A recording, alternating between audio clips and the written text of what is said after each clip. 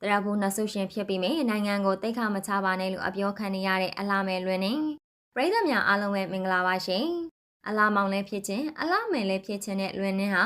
နိုင်ငံခြားမှာတွားရောက်ရှင်ပြိုင်ပြီးတရဘူးကြီးကိုစုခုရရှိလာခဲ့ပါပြီ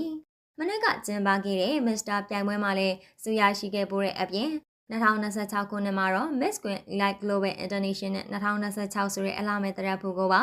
စပင်အတူကြီးဆော့ကထပ်မံစုခုလိုက်တာပါ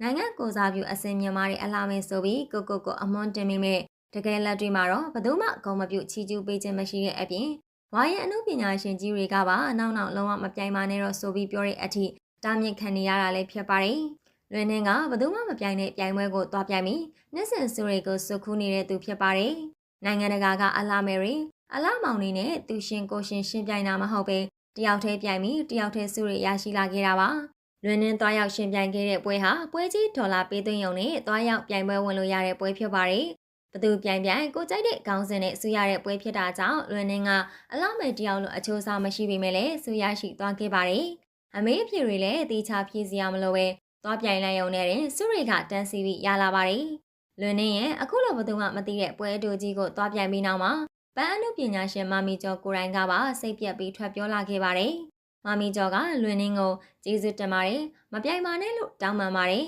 တောင်းပန်လို့မရရင်ငါမင်းမရှာဘွားကနေစွန့်ခွာလိုက်ခြင်းနဲ့မြန်မာဆိုတဲ့နာမည်ကြီးနဲ့မြန်မာဆက်လွဲကိုလဲပြီးနိုင်ငံခြားမှာသွားလုံးနေတာတိုင်းပြည်တိတ်ခါကိုချနေတယ်လို့ပါပဲဆိုပြီးတော့ပြောလာခဲ့ပါပြီနိုင်ငံကိုစားပြုဆက်လွဲကိုလွဲပြီးတိုင်းပြည်ရဲ့ဂုဏ်သိက္ခာကိုညှိုးနှွမ်းအောင်လှုံ့ဆော်နေလို့နောက်လုံးဝသွားမပြိုင်ပါနဲ့ဆိုပြီး